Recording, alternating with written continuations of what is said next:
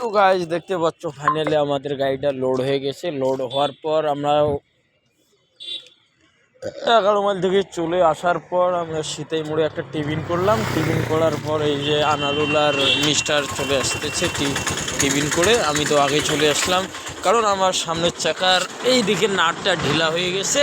এখন আমাদের এই নাটটা টাইট করতে হবে, তার জন্য আমাকে চাই রাশপাতি এগুলো বার করতে হবে আমার গাড়ির থেকে। তো ওরা শিকড় নিয়ে চলে আসলো, তো দেখতে পাচ্ছ। তো এখন আমি নাটটা টাইট দেওয়ার পর তোমাদেরকে শীতলকুচি পৌঁছার পর তোমাদেরকে দেখাইতেছি। এই যে আমাদের পানাটা বার করে নিলাম। তো পানাটা বার করে নেওয়ার পর দেখতেছি আমাদের এখানে লাগবে কি লাগবে না। ফাইনালি লেগে গেছে। তো এখন আমি টাইট করব, তোমাদেরকে পরেই দেখাইতেছি।